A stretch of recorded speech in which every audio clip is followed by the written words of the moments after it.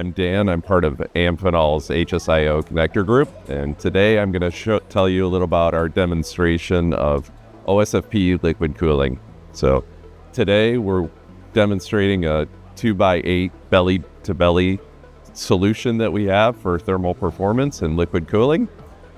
What this is demonstrating is we're powering up OSFP modules across our liquid cooling unit at about 33 watts, and we'll be going to 40 watts very shortly to understand what the temperature effect is of the liquid cooling on the modules. So we want to make sure that the delta temperature is below a certain point to make sure that the modules work and perform well reliably in the data centers.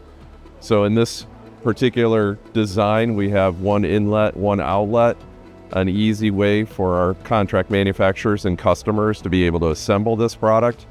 We have one integrated cage and liquid cooling assembly product that basically this whole block comes off and the SMT connectors get soldered to the board, and this whole block will come over and get assembled to the circuit board assembly. Again, easy, reliable, simple assembly for contract manufacturers to work with.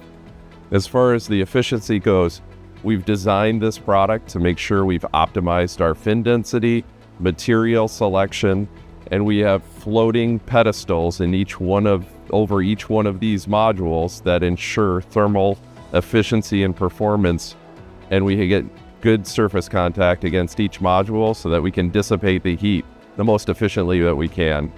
So the display you can see here, it's a homegrown Amphenol graphical user interface and test setup. You can say at each port what temperature we're getting on the module and what the delta temperature is on the modules. The delta temperature will tell you that in a, for instance, 40 degrees C ambient data center ambient temperature, you're going to expect to see about 60 degrees C on the module, and the module's maximum temperature should be 70 degrees C. So this performance is really well. Thank you.